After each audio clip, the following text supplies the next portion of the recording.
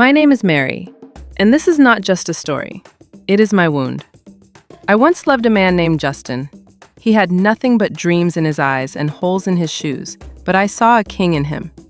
I fed him when hunger emptied his belly. I carried his burdens when life was too heavy, and I borrowed from the world just to see him through school. And then there was Sarah, my best friend, my sister in spirit. She was the one who laughed with me, wiped my tears, and promised to stand by me through thick and thin. I never knew she was standing close, not to hold me up, but to take everything I had built.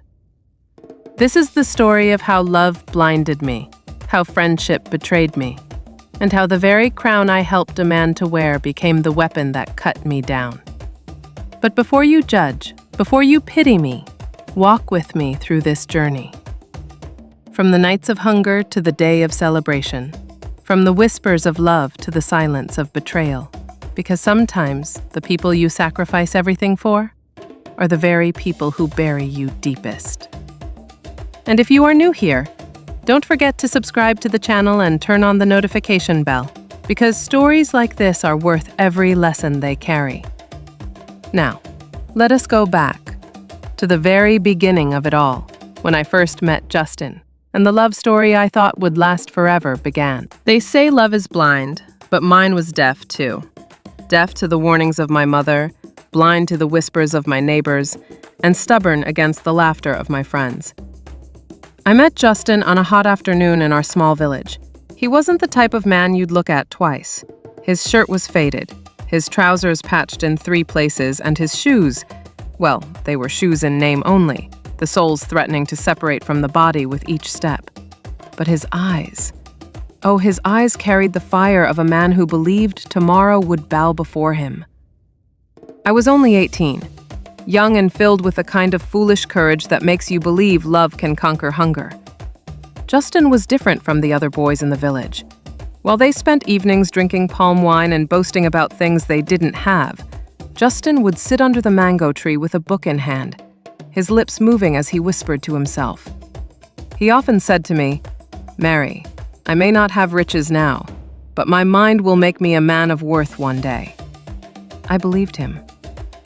My mother, a woman hardened by years of carrying burdens alone, tried to shake sense into me. "Mary, listen to me," she said one night as we cooked by the fire. "A poor man's love is like rain in harmattan. It wets you for a while, but soon you are left shivering in the cold. Choose wisely." But I refused. My heart had chosen. To me, Justin was not just a man. He was a promise of a future that only we could see. The villagers mocked us. Whenever we walked together, hand in hand, someone would chuckle. "There goes Mary, following poverty as if it is her bride price." Even my closest friend, Sarah, laughed at times. "Mary," she teased, "what kind of love is this? You are beautiful enough to catch the son of a chief, yet you are following a man whose shoes beg for retirement." We both laughed then, not knowing the seeds of betrayal were already being sown. Life was hard, but Justin's words made the nights feel lighter. Under the stars, he would whisper dreams of building me a house with shining floors, of dressing me in fabrics I had never touched, of a day when people would look at us and envy what they once mocked. His voice was hope, and I drank it greedily. What I didn't know was that love alone cannot feed the belly. There were nights when we shared a single roasted corn between us, days when I had to choose between buying food for myself or giving him transport fare to the town. Yet I never complained. I wore my sacrifices like a badge of honor, telling myself, this is what true love means. Looking back now, maybe I was naive. Maybe I was foolish. But in those days, I thought I was writing a love story for the ages. I thought I was laying the foundation for a palace that we would build together. I did not know I was planting seeds in a soil that would later betray me. For in the shadows of our laughter, betrayal was already breathing. It wore the face of the girl who called herself my sister in friendship, the same girl who teased me about his poverty, and it wore the smile of the man I loved more than my own breath.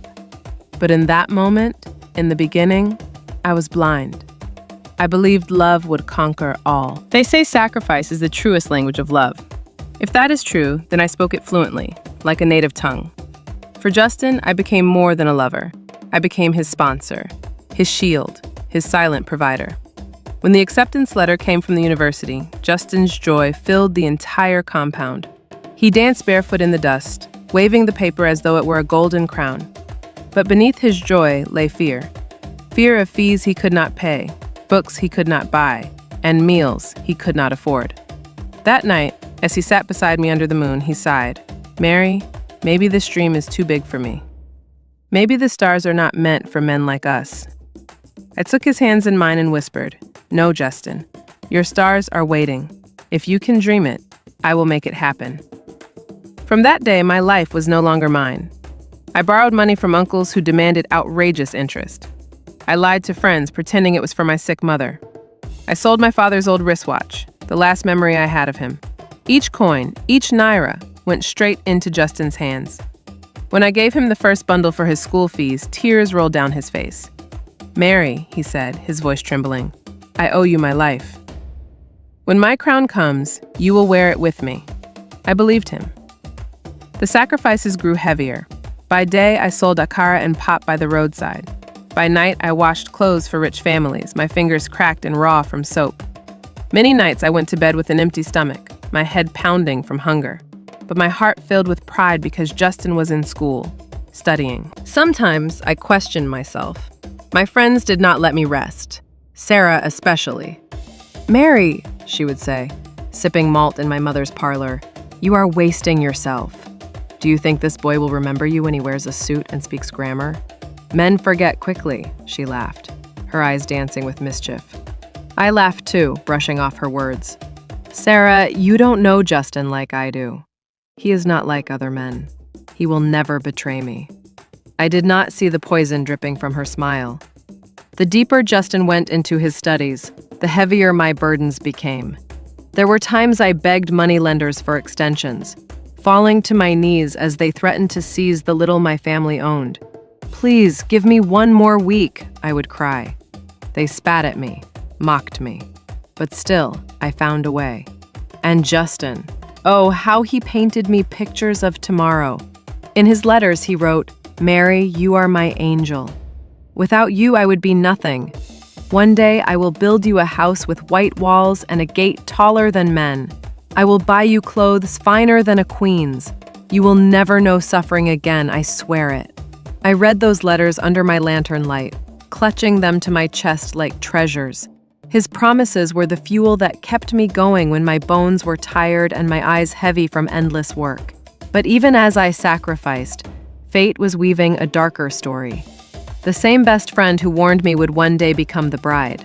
The same man who swore eternal loyalty would one day deny me like a stranger. I did not know it then. All I knew was love, and love made me blind. There is a kind of hunger that gnaws not only at your belly, but also at your soul. I knew that hunger well. Many nights I would lie awake, staring at the cracked ceiling of our small room, listening to the growls of my empty stomach. The money I could have used to buy bread or beans always found its way into Justin's hands. He needed new books, exam fees, bus fare, even shoes to attend lectures. My body starved, but my heart whispered, "It is worth it." I carried his dreams like a load on my back. In the mornings, I rose before the rooster crowed, frying akara at the roadside while the air was still cool and the lamps of night had not faded. I burned my fingers on hot oil more times than I could count, but each coin that clinked into my tin was another brick laid on Justin's future. The neighbors began to talk. In the market, whispers trailed me like shadows. "That Mary," they said. "See how she wastes her youth on a pauper? She thinks she is building a king, but one day she will see." Others laughed openly. "When he finishes school, he will leave her. That is what men do." Sometimes their words stung so deeply I had to excuse myself, find a quiet corner, and weep where no one could see. But I wiped my tears quickly because tears could not pay tuition. And still, I held on to hope. Justin's letters were my medicine. He wrote of lectures he excelled in, of professors who praised his brilliance. Every word was a reminder that my sacrifices were not in vain. "Mary," he wrote once, "the world will know your name because of me. You are my backbone, my strength. Without you, I am nothing." I clutched that letter so hard that the ink smudged with my tears. But behind the curtain of my loyalty, life played cruel jokes. Sometimes when I borrowed money, the lenders would laugh in my face. One even asked, "Why do you break your bones for a man who cannot even buy you gari?" I swallowed my shame, nodded, and took the money anyway. Pride had no place in love, or so I thought. And then there was Sarah. She was always around, watching, listening. She laughed at my struggles, but pretended to care. "Mary, you are too good," she would say sweetly. "I don't know how you managed to suffer for this man. Me, I could never." She said it with admiration on her lips, but something else hid in her eyes. A strange hunger I did not yet understand. I brushed it off. Sarah was my friend, my sister in spirit. How could I ever imagine she would one day be the knife in my back? Through it all, my love for Justin was my shield. I told myself that suffering had an expiry date, that one day all my pain would be rewarded. I imagined us standing in a big house, hand in hand, laughing at the days of small beginnings. But if I had listened closely, I might have heard fate laughing at me. For while I carried his struggles on my shoulders, betrayal was already creeping into my home, slowly but surely, waiting for the perfect time to strike. The day of Justin's graduation is a day I will never forget. It felt like both of us were crossing the stage, not just him. I woke up before dawn, heart pounding with excitement, and wore the only decent dress I owned, a faded blue gown that my mother had carefully ironed for me the night before. My hair was plaited simply, but I carried myself like a queen, for in my mind, I was about to see the crown I had labored for placed on Justin's head. The campus was crowded with proud families, laughter ringing in the air, the smell of roasted groundnuts drifting among the people. I clutched my seat in the auditorium, watching eagerly as name after name was called. When they called Justin Obi, my chest swelled with pride so great I thought it would burst. He walked across the stage in his black gown, tall and confident, his head held high. Applause thundered through the hall, and I clapped the loudest, tears running freely down my cheeks. People around me whispered, "That's Mary, the girl who stood by him." She trained him for once. The mocking tones were gone. There was admiration in their voices. In that moment, I felt vindicated. After the ceremony, Justin found me in the crowd.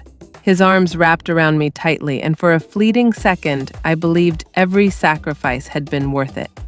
"Mary," he whispered, "this is our victory. From today, life will change for us." Those words lit up my soul. As we posed for photographs, I imagined the life we would now begin together, the house he promised, the children we would raise, the laughter that would fill our evenings. I thought my season of tears had ended forever. But even in joy, shadows lurked. That evening, when we attended a small celebration thrown by his classmates, I noticed something. Justin's eyes sparkled when he spoke to me, yes, but they also lingered a little too long on Sarah, who had come along at my invitation. She had dressed beautifully that day, her gown brighter than mine, her jewelry finer. As the night wore on, I saw her laughter mixing too easily with his. I told myself I was imagining things, that my mind was playing tricks. Sarah was my friend, after all. My sister in everything but blood. Still, something gnawed at me as I watched them laugh across the table. Later that night, under the stars, Justin held me close. "Mary," he said softly, "our story is just beginning. All those nights you went hungry, all the insults you endured, they will be worth it. One day I will give you everything." I pressed my head against his chest and let the tears fall. Not of sorrow this time, but of happiness. I didn't know then that his promises were as fragile as the papers he held that day. I didn't know the very friend I trusted with my secrets would become my greatest enemy. I didn't know that betrayal, dressed in fine clothes and painted smiles, had already entered my life. All I knew was joy. Sweet, blinding joy. But joy has a way of blinding you to the storm that is already gathering. If graduation was the crown, then the new job was the throne. Within months, Justin landed a position at a top oil company in the city.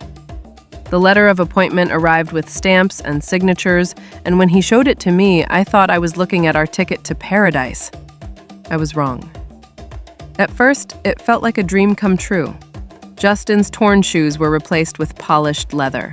His faded shirts gave way to crisp suits that smelled of power.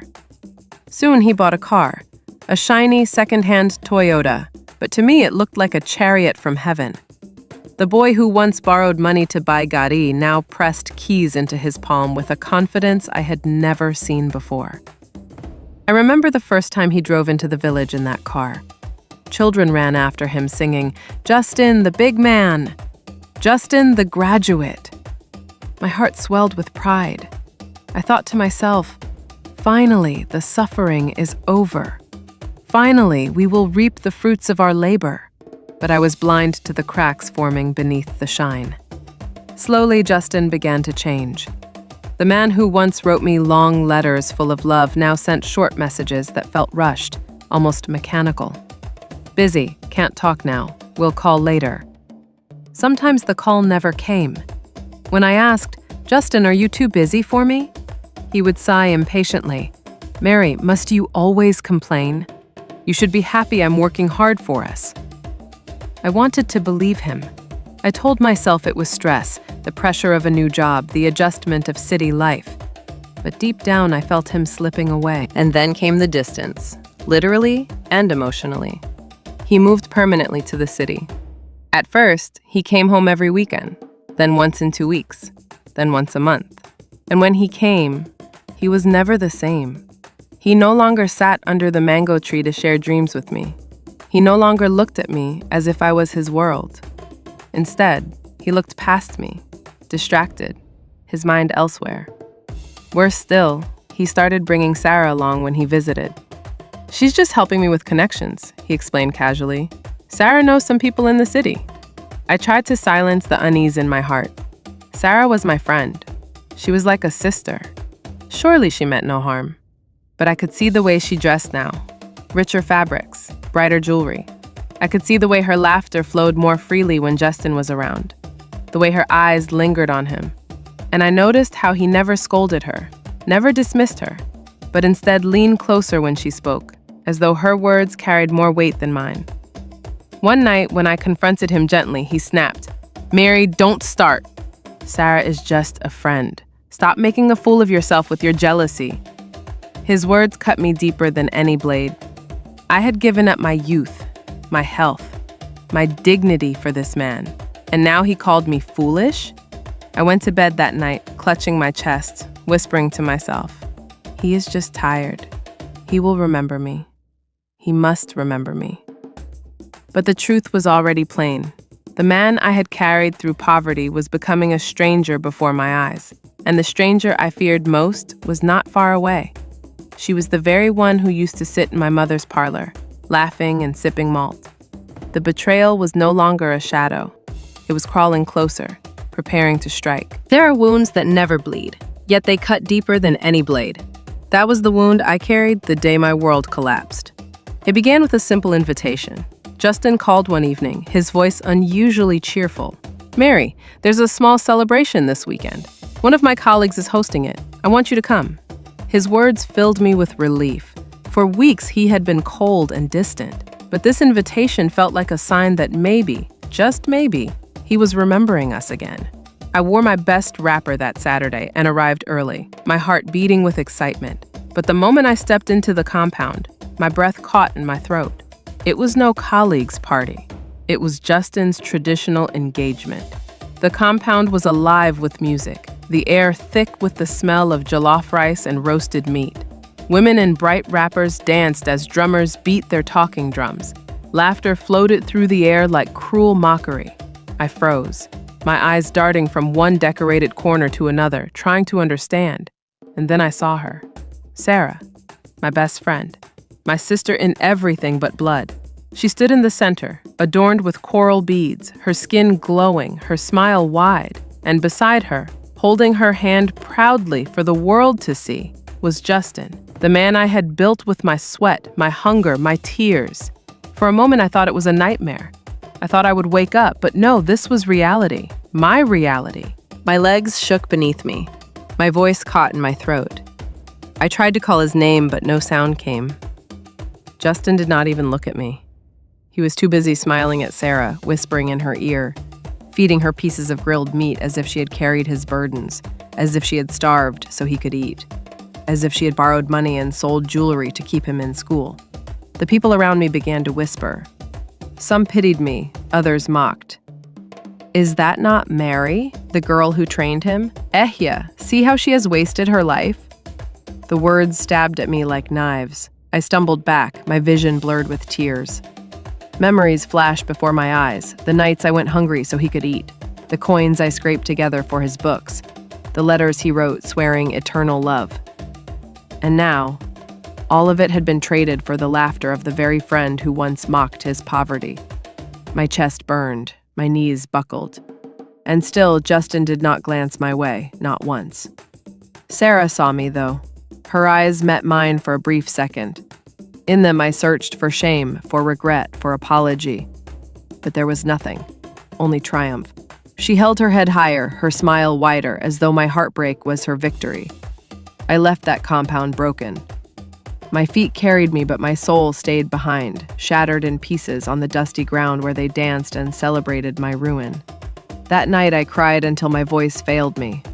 My tears soaked my pillow, but they could not wash away the image of the man I loved feeding my best friend with the same hands I once held so tightly. It was then I understood. Betrayal does not come from enemies. It comes from those who sit closest to your fire. After the night of betrayal, I thought my life was over. I could not eat. I could not sleep. My mother's words echoed in my ears. A poor man's love can be sweet in the mouth, but bitter in the stomach. How right she was. The whole village talked about me. Some mocked me openly. See Mary, the fool who wasted her youth on a man who used her like firewood. Others pitied me, but their pity felt like poison. My shame was too heavy to carry, and my heart too broken to mend. But time has a way of teaching us. Slowly, painfully, I began to gather my scattered pieces. I turned my pain into fuel. If I could carry a man through school, then surely I could carry myself through life. I went back to my small business. I worked harder than before, selling akara, expanding little by little. From akara to rice, from rice to beans, until I saved enough to open a small canteen. It was not much, but it was mine. And unlike Justin, it would never betray me. Years passed.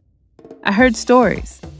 Some said Justin's marriage with Sarah was full of quarrels, that the woman who betrayed me could not keep the home she stole.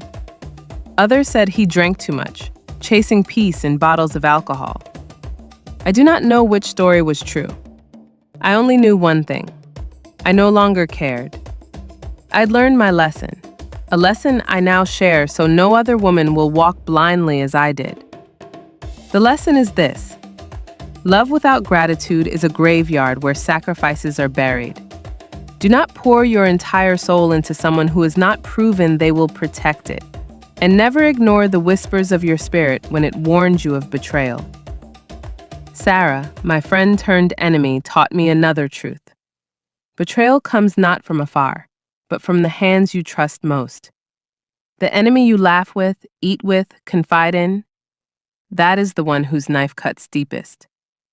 But the greatest lesson of all is resilience. Betrayal did not kill me. Shame did not bury me. Heartbreak did not end me. I rose. I built. I survived. And now when I tell my story, I do not speak as a victim, but as a woman reborn from fire. So if you see me today, do not look at me with pity. Look at me with awe. For I am Mary, the woman who once stood by a man through poverty only for him to betray me. And yet I lived. I thrived. And my story, though filled with tears, carries a truth every woman should remember. Sometimes the crown you help another wear is the very weapon they will use to destroy you. But when they do, you can always forge your own crown.